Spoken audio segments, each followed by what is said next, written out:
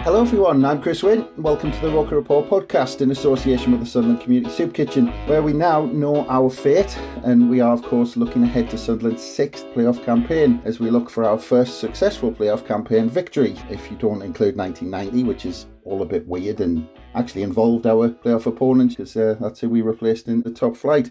Being the playoffs in Sunderland, it means the inevitable existential crisis in the build-up for Sunderland. But our opponent, over 2 legs in the semi-final, is Sheffield Wednesday. And to help us build up to that first leg at the Stadium of Light, we have the company of a very familiar voice to people in South Yorkshire through his role on BBC Radio Sheffield, where I doubt there is a side in South Yorkshire he hasn't covered or doesn't know inside out. So we're very pleased to welcome Rob Staton. Hello, Rob. Hi, thanks for the invite. Yeah, looking forward to what should be a very interesting playoff semi-final. It's a shame it's not the final, because I think Wembley would be a tremendous place to be if it was Sunderland against Sheffield Wednesday in the final. I don't think it's quite the same, whether they're playing either Wycombe or the Milton Keynes Dons in the final. But, the atmosphere at the Stadium of Light in Hillsborough is going to be pretty good. I've said that since last day of the season, because it's not going to be the same, is it? Because Sheffield Wednesday, Sunderland, 2 huge clubs. And you can picture it, whoever wins this one will pack out Wembley in terms of selling their tickets. But MK Dons and Wycombe, you can imagine the other end being kind of half full, which is a bit of a shame. Yeah, and Sheffield Wednesday had that last time they were at Wembley. In 2016, they played Hull City, who got promoted to the Premier League. And, I was there, and the Wednesday end was, it was absolutely packed out. They sold 40,000 tickets. They could have sold more. They held up placards before the end, and it said Owls all across the Sheffield Wednesday end. There were balloons everywhere. And then you looked across to the other side, and I think there was about 15 blokes there for Hull City. And, or maybe many of them had come as red seats. And, they got a little bit of a dispute going on with the owners, obviously, that's well publicised, and many of them were staying away at the time. But it still wasn't a great look. And then when Wednesday got to the playoff final in 2006, they played Hartlepool. And again, that was at the Millennium Stadium. The Wednesday end was full, 40,000 fans. Hartlepool took, I want to say about 10,000, 15,000. And the other end was empty. So it looked comparatively empty. So I think something's going to happen very similar again. I don't know how many fans the MK Dons would take to Wembley. I don't know what that would be like. I've been to many of their home games where there's not been anybody there. And Wycombe, they've got a very passionate but small fan base. So, shame that it's not Wednesday, Sunderland at Wembley, because that would be a sellout, electric atmosphere, 2 great sets of fans, making plenty of noise. It would be a fitting final, and also perhaps a bit sad that the 2 clubs are having to, play that final in League One.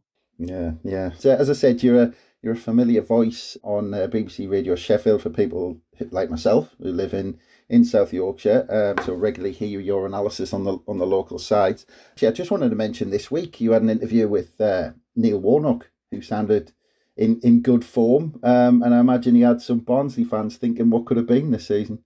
Yeah, he said on the air that he would have probably taken the Barnsley job if it was offered a few weeks ago. And he was linked. There was a period in the season when we were talking, fans were ringing up saying, what's this about a Warnock rumour? And there were some rumours that Warnock would have been interested, or whether he'd been approached or what. But it's too late now. The thing about Neil is that Neil went in at Rotherham United a few years ago, and they were in a complete lost cause. And even when Neil took over, I think they lost the first couple of games that he was in charge. He may have shared a lift with some of the local journalists after a defeat at Reading and said, what am I doing here, as a joke. But then managed to turn it around, and they got a couple of results. They were 3-0 down against Derby in one game and scored 3 times in the last 8 minutes to get a draw. It was a miracle, really, that he kept them up. And given how close it ended up being between Barnsley and Reading, at one point, who would have bet against Neil keeping them up if it had got in there, his old club. But no, it's not happened. Barnsley are back in League One. And I think they face a big challenge now, because League One next season is going to be very challenging. One of Sheffield Wednesday and Sunderland will be in League One next season. So will one of MK Dons and Wycombe. So will your Ipswich's, your Portsmouths, your Oxfords, your Plymouths, who are missing out. Charlton just sacked the manager. you would imagine it's going to be a really tough division next year to go into. You're raising the stakes, and we haven't even getting into it yet, Rob. Yeah. But just looking from the games you've covered on BBC Radio Sheffield, I mean, you seem to be assigned to Sheffield Wednesday more often than most of the others. But how much do you get spread around in terms of all the other South Yorkshire clubs in terms of the coverage throughout the season? Yeah, I mean, we try and spread it out. I have probably watched mostly Wednesday and Rotherham over the last sort of 2 or 3 months. I've not done a Sheffield United game in a long time, but that's not for any reason other than it's just the way that it's fallen with who's working where. And, there's 3 of us, we try to make sure that nobody's doing all the away trips. We try and spread them out as evenly as we can. So I have done a lot of Wednesday. I've done a lot of Rotherham. I've seen a lot of League One. I've done the last 3 Sheffield Wednesday games, so I've got a decent idea of where they're at the moment. As you can with Wednesday, because they're a pretty unpredictable team at times. I guess the same is probably the case for Sunderland as well. And I think it's been an interesting division. I mean, it's obviously the points you've needed to get into the playoffs is pretty incredible, isn't it? And, I was working in Hull last year, so I covered Hull City and they won the title. And sort of seeing what they went through to win the title, I think it's been a much harder League One season this year to get promoted or get yourself into position to get promoted, because there's just been a sort of like an elite 7 teams, 8 teams maybe, who have been, battling it out. And I think whoever gets up in the playoffs, they'll have earned it by the time they get to that point and get into the Championship. Yeah, it'll be interesting from a South Yorkshire point of view if Sheffield United don't go up and they're joined by Rotherham and Sheffield Wednesday. That would make it an interesting season for you next year, that. Yeah, it certainly would. And obviously everyone in the region wants everyone to have success. But if Sheffield United don't get promoted, I mean, I say everyone in the region. Obviously, I'm not speaking there about Wednesday United fans. They don't want each other to have success. Let's say from within sort of a neutral sports team, you want everyone to have success. But if Sheffield United don't win the playoffs in the Championship, which will be a big ask, it's a very competitive playoff situation. Although having seen what Luton did the other night, you'd perhaps think maybe not so much in their case if they get there. I think with Forest there and with and the way that they've been playing, and Huddersfield are kind of like the surprise team as they were when they got promoted to the Premier League in the past.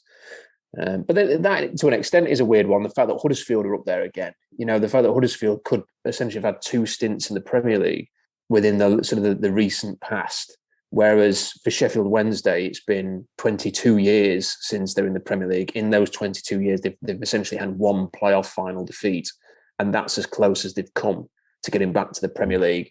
And Sunderland, if you don't mind me saying, almost feel in a similar place to Sheffield Wednesday have been for the last sort of 20 odd years, in that the journey back has been harder than it has been for some other teams. When Leicester and Norwich and others, Southampton have gone down to League One, and Wolves, they've tended to sort of get back into the Championship, right the ship, and then have their turn at going up.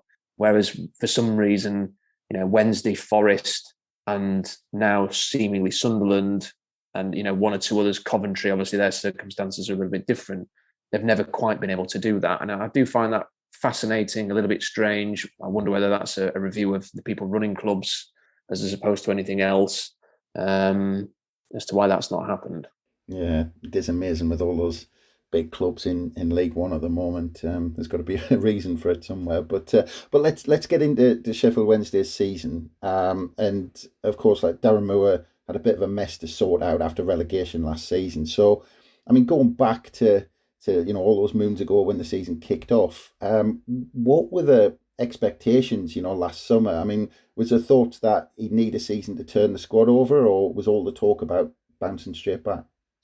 What tends to happen at Sheffield Wednesday is everybody convinces themselves over the summer that everything's marvellous and that it's going to be a season of glory. I mean, we see it every year. So I've got a lot of friends in the media. I hope that they were friends anyway. And I hope you won't mind me saying that whenever Sheffield Wednesday signs sort of 6 or 7 players, they get talked up as if they've signed, the Galacticos. And then the season kicks off and we realise that they're not the Galacticos after all. They're the players who've signed for a League One club. And I think when the season began, it was, they've got this player and they've got that player and they've got this player. wow, the squad's really strong. And actually, when the season kicked off, the squad actually looked really imbalanced. It didn't. They had a lot of the same kind of player. They had like a ridiculous number of wide players. They had lots of options in central midfield, but they didn't have a left-footed centre half, and yet there seemed to be sort of a preference to play with one. So they didn't really have enough defenders. So people like Liam Palmer, who's a right back, started playing in the centre half, and Marvin Johnson, who was a winger, attack-minded winger, suddenly was playing left centre half, and they were sort of mixing players in and trying to fit players in. And they were also, at the start of the season, passing it out from the back. And I don't know whether Sunderland did this at the start of the season or what, but there seemed to be this almost this pandemic going across football clubs outside of the Premier League, whereby if you had a goal kick, you had to position two centre-halves on the edge of the 6-yard box. The goalkeeper had to play it short. You had to then encourage pressure inside your own penalty area and try and pass your way out, which, the number of times on a commentary would say, that's all well and good if you're passing it to Kevin De Bruyne, on the second level, and he can maybe turn someone and get you going, or Phil Foden. When you're sort of passing it to League One centre-half, who's suddenly got a man breathing down his neck inside his own penalty area, deep in his own penalty area. And the number of times Wednesday nearly conceded a goal doing that. And then you sort of watch the teams, and I think there was a game involving Derby where they let one in, doing that exact same thing. And they've I think teams have weaned themselves off that now and have kind of thought, well, that's probably not the best. It's better just to get the ball downfield. At least then you're not giving it away in your own box.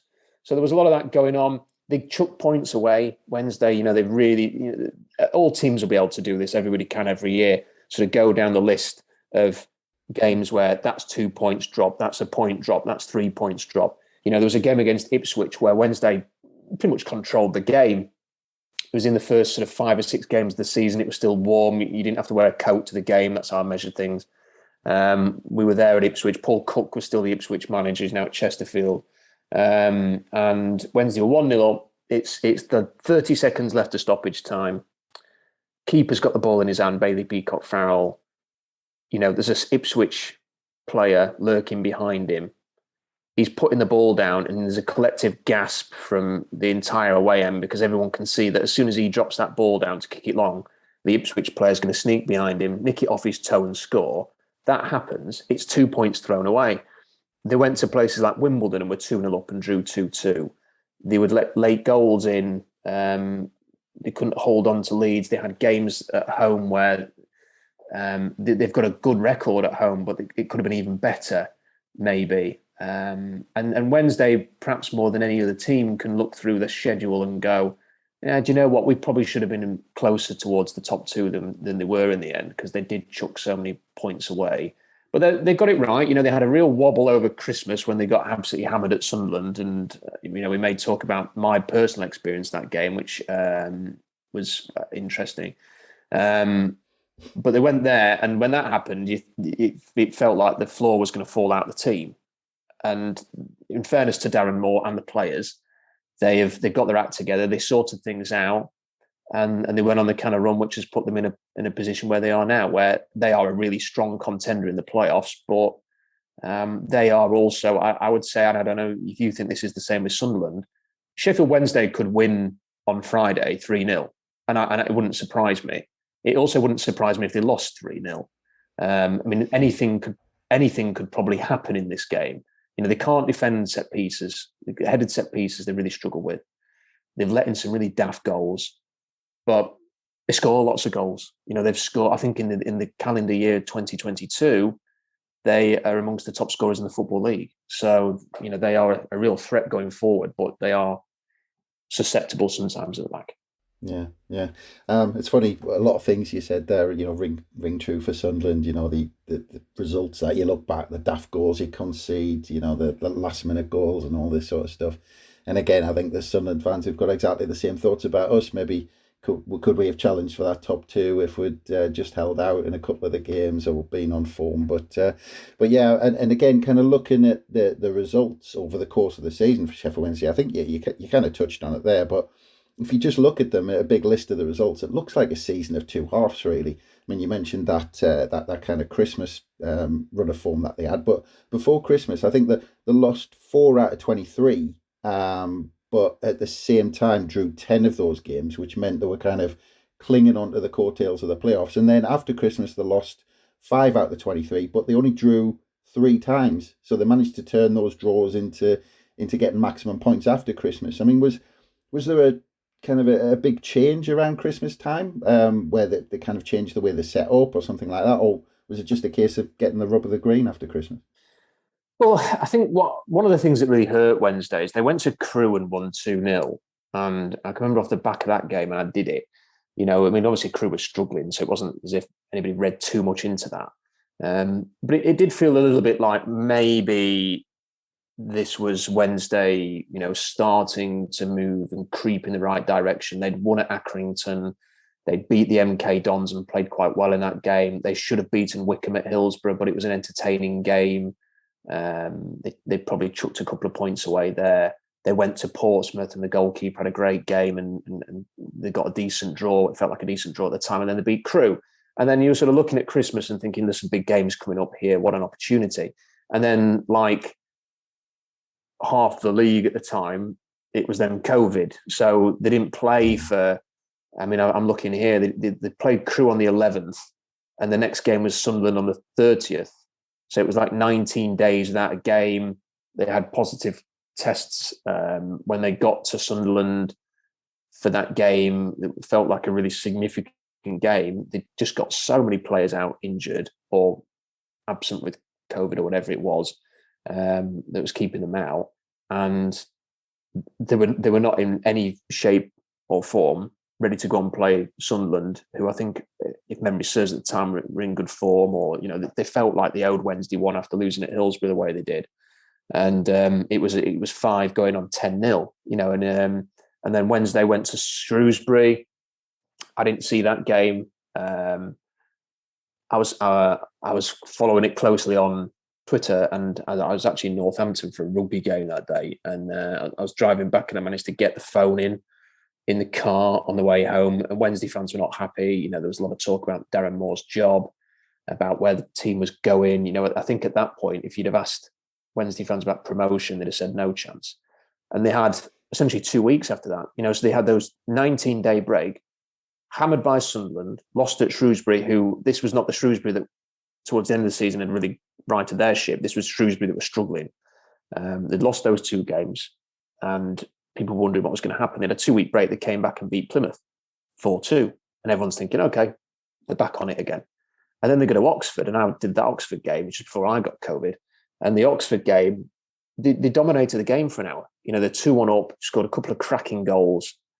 They're looking really strong, and they chucked it away. They lose 3-2. So after the game, it's gone from Wednesday looking good, they're back on form now, to having to ask Darren Moore about his job after the game.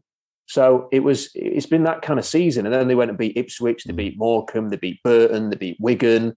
They're back on form again. They win 4 straight off the back of that. They're really unpredictable. And having won 4 straight off the back of that and really sort of pushing on and motoring again, they then played Rotherham, dominated Rotherham for 90 minutes, lost 2-0. Rotherham, I think, had 2 shots, got 2 goals. Wednesday missed a whole bunch of chances, and they lost that game. But then, so that's a crisis again. But then they come back and beat Doncaster, beat Charlton, hammer Burton. They're back on it again. Everyone's feeling good about it. They lose to Lincoln, and they're horrible at Lincoln. And then the response to being horrible at Lincoln was to beat Cambridge 6-0. So everyone's like, well, they're back on it again. And then off the back of that, they go and have a really awful draw at home to Accrington, and then have a dour draw at Gillingham, and everyone's moaning again. And then they go and beat Cheltenham 4-1. So it was that kind of season all the way. Just as Wednesday fans think they're rolling here, they're moving, they're rocking in the right direction, they'd have a stinker, an absolute stinker of a result or a couple of results, and everyone would be doubting them again. And then just as you're thinking this is all going to go to pot, the manager's under pressure, the players are under pressure, they'd hammer somebody. And what on earth are they going to get in the playoffs? Nobody knows. It really could be anything. As I said, if Wednesday just went and hammered Sunderland, it wouldn't be a surprise. That's nothing about Sunderland either. It's just the way Wednesday's season has been. If Wednesday completely lay an egg in these playoff semi-finals and get the backsides kicked, it equally won't be that much of a surprise, really. It's that kind of season for them. Yeah. And again, a lot of what you said there mirrors what's happened with Sunderland this season. Exactly when we thought, we were top of the league after beating you 5-0, then went on a bad run, and we were impacted by COVID after that, and yeah, it's been kind of stop-start. But it's funny in that both teams kind of hit that really good run of form about the same time. I mean, similar to Sunderland in respect of our running, we were unbeaten in 13, and Sheffield Wednesday won 6 of the last 8 to confirm that playoff place. And if I kind of look at the Sunderland run, we've been almost like a bit of a machine where we haven't been blowing teams away at all. Some of them have been slugs, some of them have been late goals.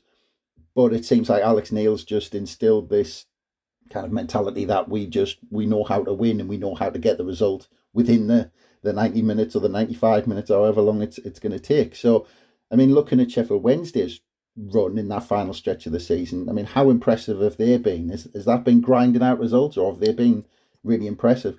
No, it's very different. I would suggest that that's probably bad news for Sheffield Wednesday, but you never know because it's a playoff game. If Sunderland have just found a way to get results, because that's not what Wednesday have been doing. I mean, to give you an example, they beat Wimbledon, who have obviously gone down, thanks to a last-minute goal from Lee Gregory, and to get him out of jail a little bit there. They then go and hammer Bolton, but then give a last kick of the game goal away themselves to draw 1-1. They then play the MK Dons, and for 45 minutes, they look like Real Madrid. Bannon's got goal of the season. Obviously, everyone's seen that. Yeah, I saw that. They look fantastic. I mean, I'm trying to be humorous by saying they look like Real Madrid, but they looked really strong. 3-0 up or 3-1 up or whatever it was, and they let MK Dons back into it. They gave a goal away. Scott Twine's banged in a wonderful free kick in stoppage time.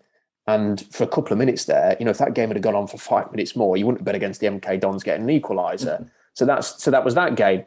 They then play Crewe, and it's Crewe, and they only win the game thanks to a second half penalty.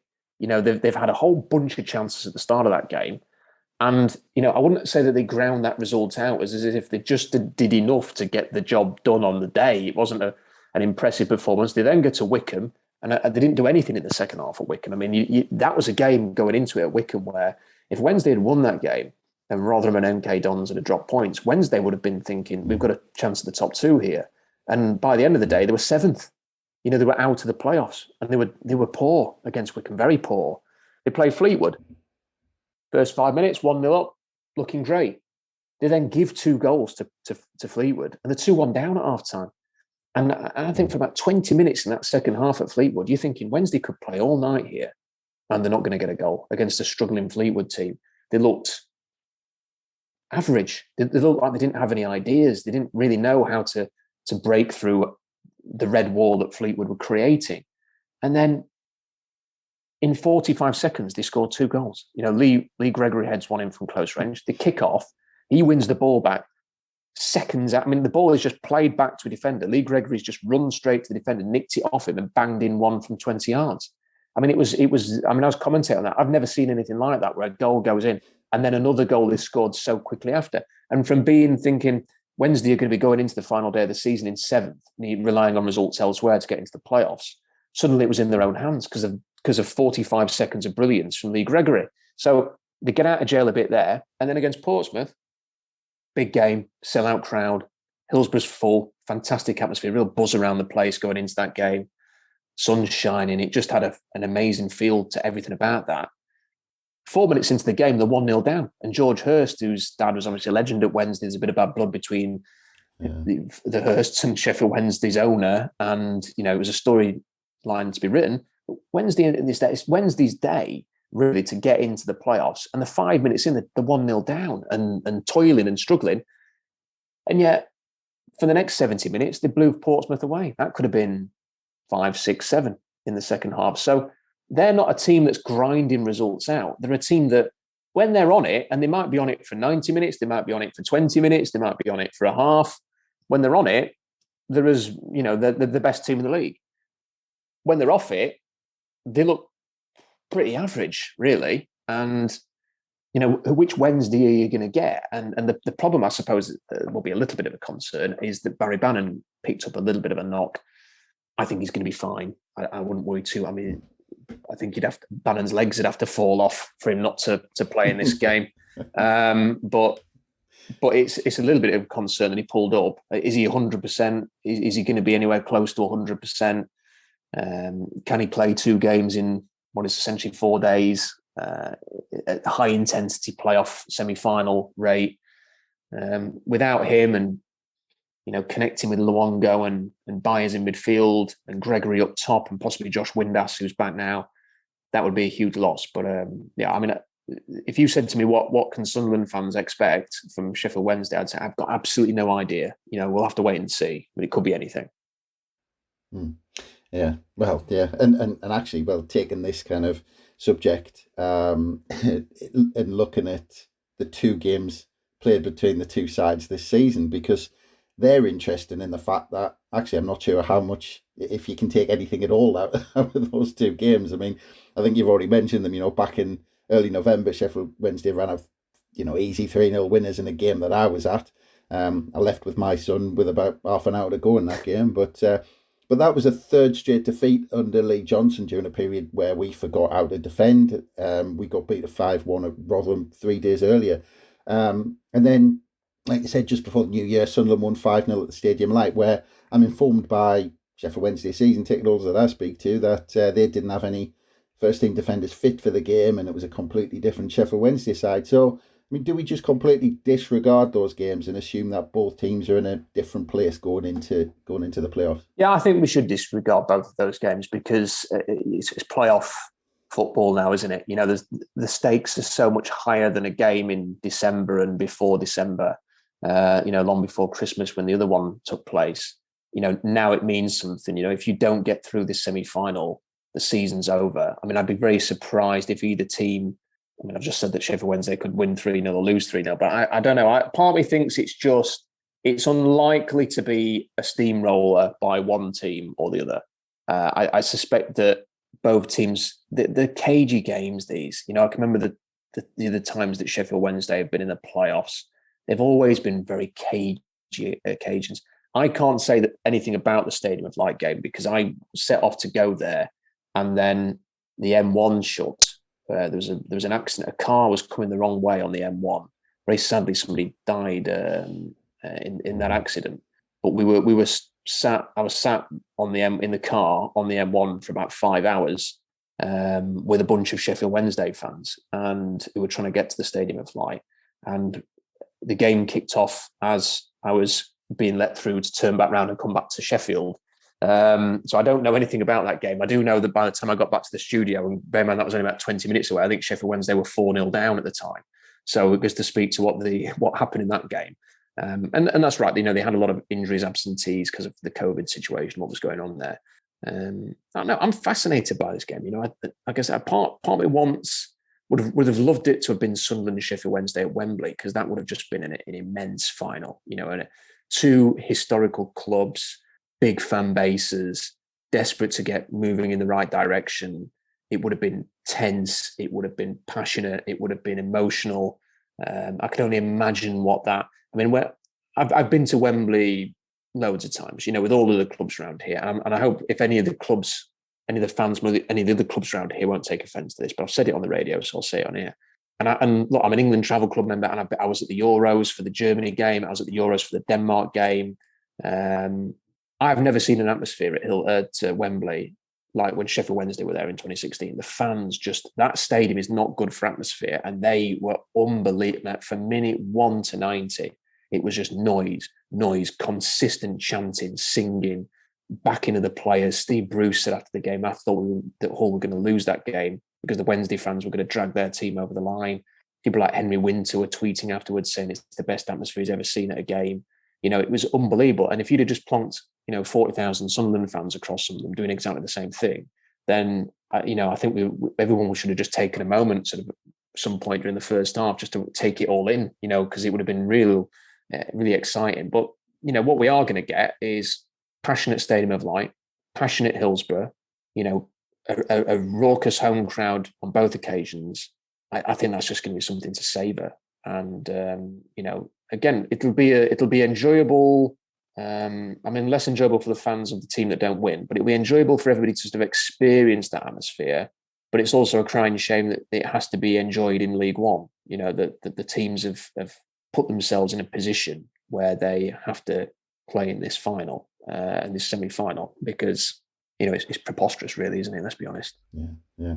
I mentioned Sunderland's relationship with the playoffs earlier. I'm sure we're the only side to be relegated in the playoffs on away goals, and lost a penalty shootout against Charlton, then last-minute goal against Charlton a couple of years ago. So we have our special relationship with the extension to the domestic season. And Sheffield Wednesday won their first attempt back in 2005 when they beat Hartlepool, like we mentioned earlier on. But you've also mentioned the recent kind of losses in the last two, 2016, 2017, to try and get up to the Premier League. So how are Wednesday fans viewing the upcoming ordeal of the playoffs? I don't think they have had enough bad experiences with the playoffs to really sort of fear them, or, I know there are some teams that really don't like them. I think Sheffield United's playoff history, their fans are a lot sort of more cautious of being in the playoffs. Wednesday beat Hartlepool, and I think the experience of beating Brighton in the semi-finals in 2016 and then losing to Hull, they didn't play well against Hull. So, I don't think any Wednesday fans had any complaints about that result. And then, the Huddersfield game was one that got away from them. They were 1-0 up with about 15 minutes to go. They, Huddersfield brought on Colin Quanner and just sort of had him run down in behind the fullback on the Wednesday's left-hand side. And it was as if they'd, introduced Zinedine Zidane onto the pitch. It was all of a sudden he was unstoppable, and he got a cross in. I can't remember, it was an own goal, or he'd scored, or somebody crossed it in, and he scored. I can't remember, whatever it was a scruffy goal. They gave it away. They chucked, returned to Wembley away, and then they lost on penalties. And the thing that everybody remembers from that game is that Jordan Rhodes, who they'd spent an absolute fortune on just a few months earlier, didn't want to take a penalty. So they had everybody else taking them except him. He was the big sort of record signing striker, and he didn't want to take a penalty, and he never kind of got over that in his Wednesday career. That kind of stuck with him. So that's their experience of it. I think if they were to lose in an agonising fashion in this playoff semi-final or final, then maybe Wednesday fans would view them a little bit differently, because that would be 3 in a row where they haven't gone up. But 1 out of 4 teams gets promoted, and if you Wednesday at the moment have a 1-win, 1-loss record in the final, and I think if you have that kind of record in finals, then it's hard to be too sort of anxious about it all. Anxious pretty much sums up how Sunderland fans are at the minute with the playoffs. But I mean, you talked about the unpredictability of the form of Sheffield Wednesday, but in terms of how they're set up, I was looking, and it looks like Darren Moore has a pretty kind of settled system. 3 at the back, the wing backs, Barry Bannon controlling that midfield with 2 more kind of alongside him and 2 up top. I mean, it seems very predictable that he's going to set up that way, because he seems to be kind of settled on that system. But I mean, do you think he could have any tricks up his sleeve in terms of how they're going to set up against Sunderland? No, I imagine it'd be very similar to what he's been doing. A back 3. It's a case of who's fit and who could play. Is Harley Dean fit? If so, he maybe comes into that back 3. Otherwise, it'd probably be the back 3 that have been playing recently: Story, Hutchinson and Palmer. Hunt and Johnson are very good wing backs. I think they've been as important to Wednesday as anybody. They make this kind of system work. Byers, Bannon and Luongo are as good a midfield 3 as you'll find in this division. All 3 of them could play in the next division. And then up front, Lee Gregory is on a rich vein of form at the moment. He's scoring a lot of goals.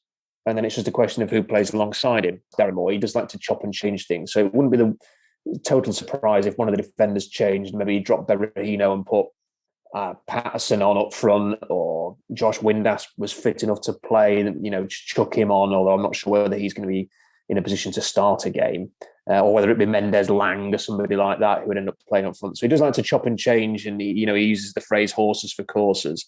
I think a lot of Wednesday fans would rather just keep the same team for a stretch of games, and there's no reason to change it after the Portsmouth game. So I think he'd be better off just going with that. But it will be a 3-5-2. They will use the wing backs, and it is a system that does work for them. Yeah. And you mentioned Barry Bannon earlier on, and mentioned that he should be fit for the games after taking that knock against Portsmouth. I mean, 12 assists this season. I mean, how important is he in that system that Sheffield Wednesday play? Well, absolutely imperative. It's also crucial when he does play that he plays further up the pitch. And that's the one thing that Luongo and Byers enabled him to do, to push on and really link up with the forwards. There were times this season when he was just too deep and he was playing like, I remember the England-Northern Ireland game where Sven basically played Beckham as a quarterback and he was kind of just trying to spray passes all over the place. There's been a few too many games like that where Bannon's been too deep and he's been trying to do that. Really what you want him doing is connecting with the forwards, linking everything in the final third and being in a position where if there's nothing on, have a dig. And, he scored a lot of goals because of, being in the right kind of areas to have a shot. And he's a terrific player. He's Wednesday's talisman. He is absolutely desperate to get Wednesday up. He's playing with a bit between his teeth. He is as determined as anybody to make this happen. And, he will get into the players if they're not doing what he thinks they should be. He does lead in that way. He is essentially Mr. Sheffield Wednesday. So he will be absolutely crucial to their chances of winning this semi-final. Yeah, because, I mean, looking at Barry Bannon's kind of the obvious one, but if Alex Neil's done his homework on Sheffield Wednesday, I mean, where do you think he'll be looking to get at this Wednesday side? And where do you think the danger is going to come from? You mentioned the wing backs, but is that where all kind of the attacking play comes from? Is it always put out wide for Sheffield Wednesday? Yeah, I think it's, the wide areas, you'll have to be wary of Johnson and Hunt. They like to get forward. It's not happened so much recently, but when they've been at their best, you've seen them getting into the box late and they've been supporting the front too. There's wing backs getting up and down the pitch and they can be a real threat there. I mean, if he's done his homework, what he'll have is a series of set pieces whereby, you can test Sheffield Wednesday at the back, because that is the one thing they've consistently all season they've not been able to do is defend a headed set piece. So crosses into the box from set pieces, corners, free kicks, that has been Wednesday's Achilles heel in a lot of games. So that would be an area where I think any team could have a lot of success against Sheffield Wednesday. But, they are a tough team to stop. When they get going, it's there's not really that much you can do, because Bannon's not a League One player and Byers and Luongo are not League One players. Hunt and Johnson are not League One players.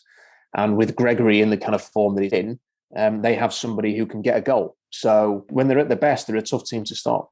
Yeah, well, that's it. And looking at the form of the two sides, home and away this season, I mean, very similar records. Home and away, obviously, were finished kind of right next to each other in the division. But it's the best two home records in the division this year. Wednesday, 2 points better off over the 23 played at Hillsborough. And the away form's almost identical. Sunderland gaining just a point more on the road this season.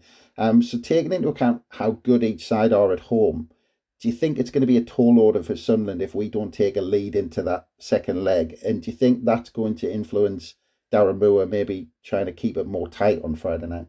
That's a good point. I mean, I think if certainly if Sheffield Wednesday get anything out of this Friday leg, if they come away with a draw or a lead, then I think it'd be quite hard to stop them, because Hillsborough will be rocking. It'll be intense.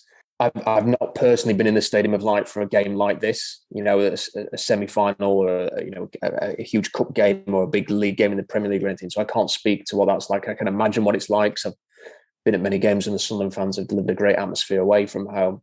I can tell you that Hillsborough, for a big game like this, I've been at all of Sheffield Wednesday's semi-finals and the playoffs, and it makes the hairs stand on the back of your neck. The atmosphere that they create is pretty special. So I think if Sunderland have to go into that kind of atmosphere chasing the game, it could be tough. But I also think Wednesday have struggled a little bit more when they play teams who just want to spoil. If they just want to put teams behind them, if teams who just put everyone behind the ball and frustrate them and are niggly and not much fun to play against, they've found it hard to break those teams down. They kind of prefer, I think, teams who are going to have a bit of a go, and come on. So as much as Wednesday might be a little bit cautious in the first leg, it might be the worst thing in the world for Sunderland not to be gung-ho in that first leg, unless, I say that now, if they're 3-0 up after the first leg, then what a load of nonsense that was. But, keeping it tight, getting some kind of maybe nicking it 1-0 at home and then going to Hillsborough with a lead to protect and trying to frustrate Wednesday might be the best thing to do. Because if they come out at home and have a go at Wednesday can actually have got the quality to sort of go toe to toe in that kind of situation. And that's when it could go badly for Sunderland. So I don't know. It's a hard one to call, really. I wouldn't want to put a fiver on this because I can imagine both teams getting through. But I think Wednesday's worst opponents in the playoffs would have been Wycombe because they're just the master of the dark art. I hate watching Wycombe play. I think they're a joyless team to watch. I've seen them play for a 0-0 and play for a 1-0, and I really just wanted to get down on the pitch myself and start giving their effort, a shoe-in for not shifting things along a bit here because he just indulged Wycombe's time wasting and all of that. I think that would have been a terrible opponent for Wednesday in the semis to play. I think MK Dons would have been the ideal for them to play. And I think Sunderland's kind of somewhere in between. And if you're saying they're grinding out results at the moment and just getting the job done, that might be a warning sign for Sheffield Wednesday, because I think they do like to play those teams that like to play football, have a bit of a go. Their main strength is maybe their attacking prowess. And if Sunderland have found a way to be economical, let's say, or functional as a team, that could be an issue. Yeah, it's interesting. How you've described it there, it is exactly how I've got it in my mind that Alex Neil will be thinking, because we're not, he's completely changed the ethos from under Lee Johnson, where we were all out attack and piling players forward. He's very organised. He gets them very organised, and I think exactly what you said. I think he'll be looking to keep the game really controlled on Friday night, get that one goal, and then go to Hillsborough and just kind of defend that one goal, because he knows how to organise a team. You can see that in what he's done with us over the few months he's been in charge. So I actually think that it will be his kind of game plan for the both games. Just nick that lead, take that to Hillsborough, and just kind of really make us organised and kind of spoil the game down there. But you've said that. I mean, do you think?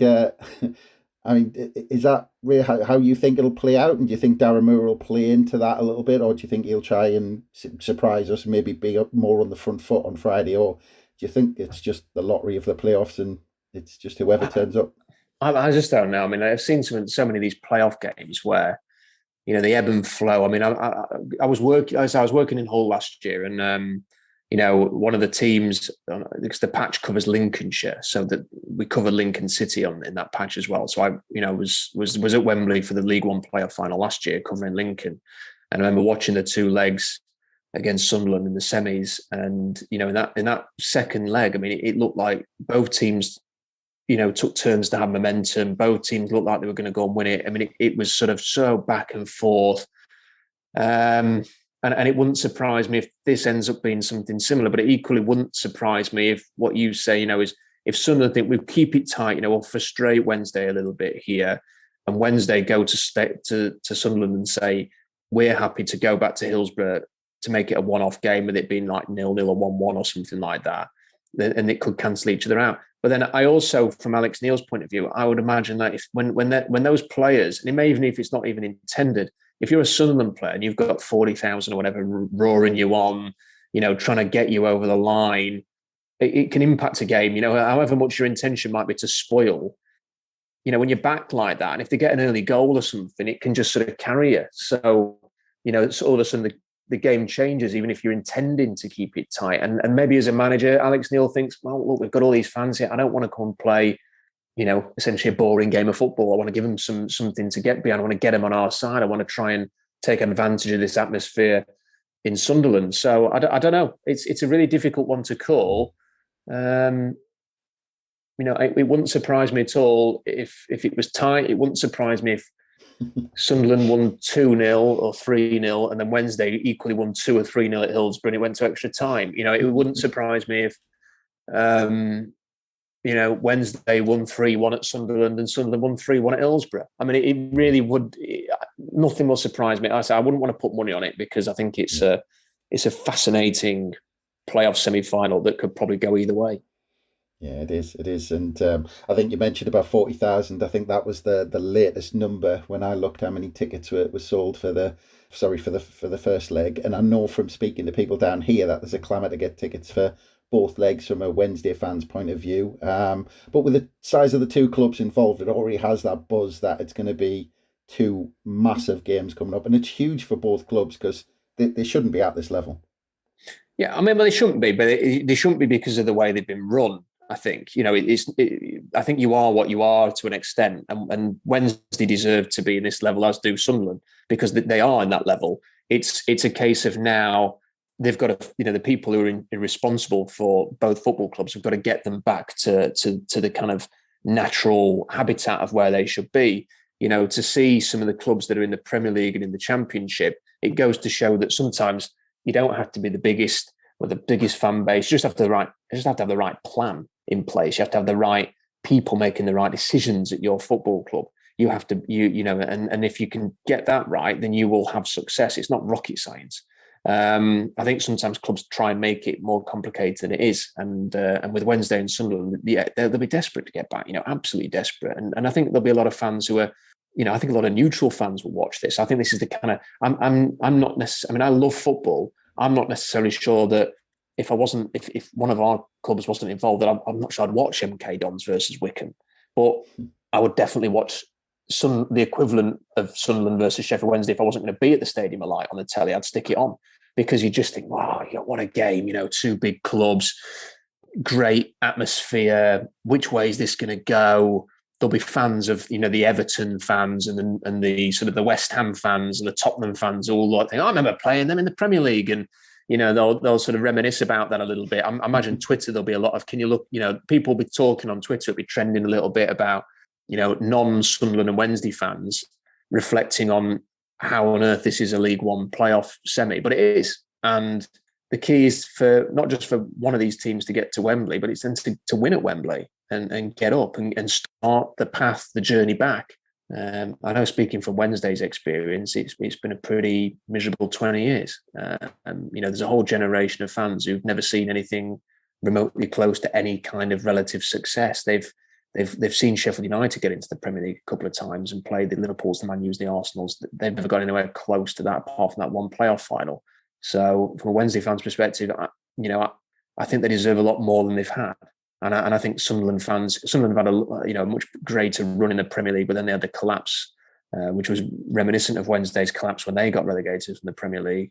A terrific fan base who deserve to have their team run properly and moving in the right direction. So hopefully that will happen for both clubs in the future, although one of them is going to be preparing for that trip to Forest Green next year.